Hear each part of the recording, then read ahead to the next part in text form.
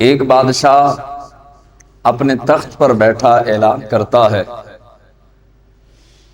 اسے بیماری لاحق ہوئی موٹاپے کی، اور اس نے اعلان کیا کہ ایسا طبیب، ایسا حکیم تلاش کر کے لاؤ جو میرا علاج کرے۔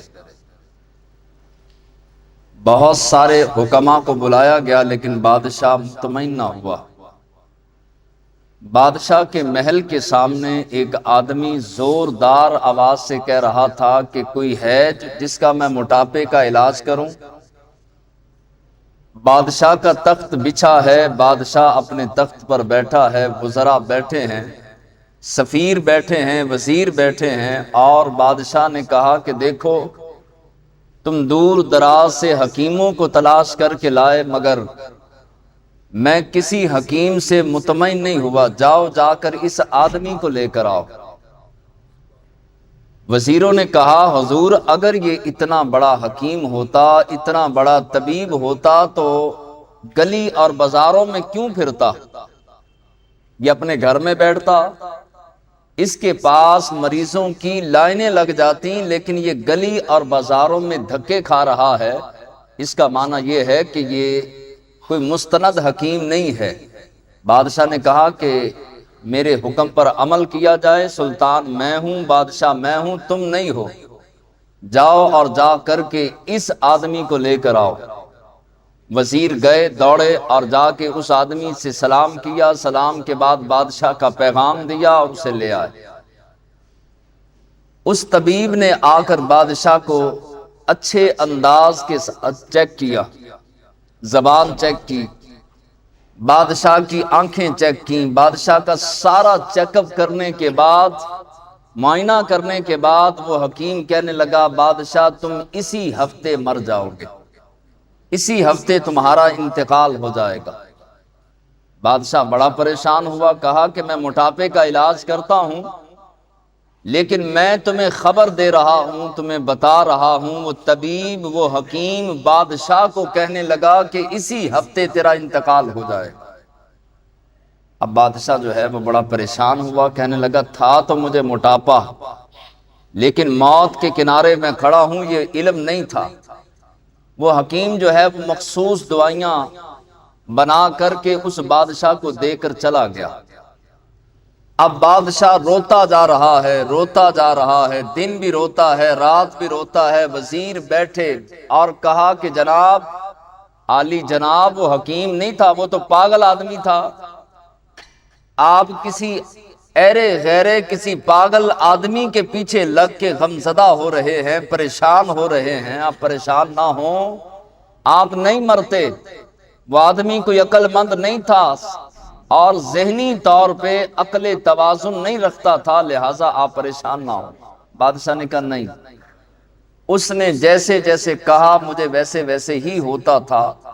اس نے میری زبان چیک کی، مجھے معدے کے متعلق بتایا، وہ بتایا جو کچھ میرے ساتھ ہوتا تھا۔ میری آنکھوں کو بتایا، آنکھوں کو دیکھنے کے بعد، معائنہ کرنے کے بعد جو کچھ میرے ساتھ ہوتا تھا اس حکیم نے وہی بتایا، لہذا سارا اس نے تسلی سے چیک اپ کیا، میری موت واقعی اسی ہفتے ہو جائے۔ اب بادشاہ صبح روئے، رات روئے، کھانا پینا چھوڑ دیا، مصلی بچھا لیا، اللہ تبارک و تعالیٰ کی عبادت شروع کر دی، تسبیحات شروع کر دی، نمازیں شروع کر دی، توبہ کر لی، گناہوں سے باز آیا، دسترخوان سے جان چھوٹ گئی۔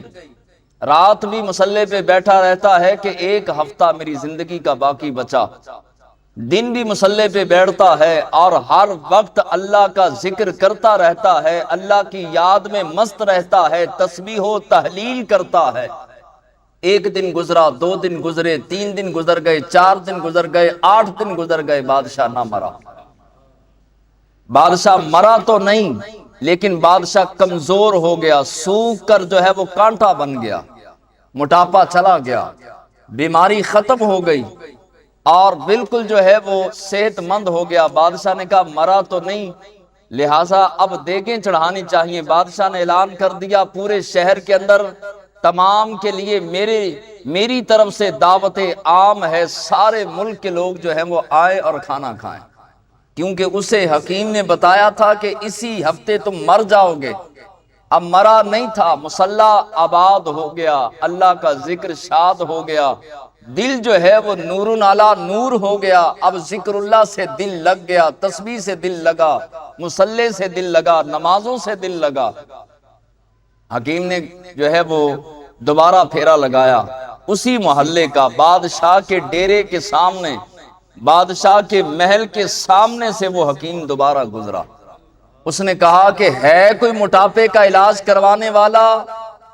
میں موٹاپے کا علاج کرتا ہوں۔ بادشاہ نے آواز سنی، کہا کہ بلا کے لاؤ، اسی بندے کو بلا کے لاؤ، یہ تو کہتا تھا کہ اسی ہفتے میرا انتقال ہو جائے گا، مر جاؤں گا، میں تو نہیں مرا۔ اب جو ہے وہ وزیر دوڑے، جا کے اس کو بلا کے لائے اور کہا کہ بادشاہ سلامت، ہم آپ کو پہلے نہیں کہتے تھے یہ پاگل آدمی ہے؟ لہٰذا آپ تو دن رات رونا شروع ہو گئے، کھانا پینا چھوڑ دیا، مصلی پہ بیٹھ گئے کہ آپ کا آخری ہفتہ ہے، لہٰذا یہ آپ کے سامنے کھڑا ہے، آپ اس سے بات کریں۔ بادشاہ نے کہا ہاں بھئی، تو کہتا تھا کہ میں ایک ہفتے میں مر جاؤں گا، میں تو نہیں مرا۔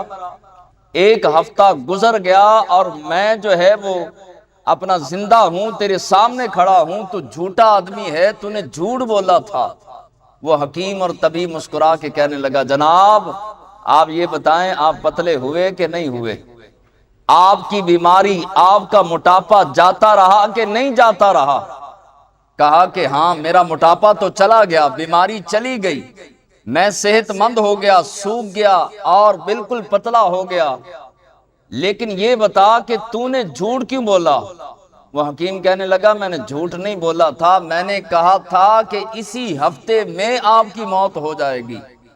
اب دوجا ہفتہ تو آنا نہیں، ہفتے میں یہ جو دن ہوتے ہیں، جمعہ، ہفتہ، اتوار، پیر، منگل، بدھ، جمعرات، اسی ہفتے کے اندر ہی جب موت آئے گی اسی ہفتے میں موت آئے گی، آگے پیچھے تو نہیں آنی۔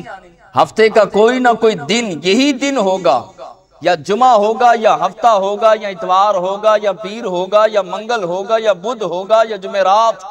اب اس کے علاوہ تو اور کوئی دن نہیں آئے گا جس میں آپ کو موت آئے، اسی ہفتے میں آپ کو موت آنی ہے، یعنی اسی ہفتے کے کسی نہ کسی دن آپ کو موت آئے گی۔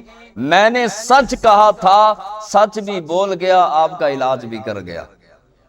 موٹاپا گیا کہ نہیں؟ اس نے کہا کہ چلا گیا۔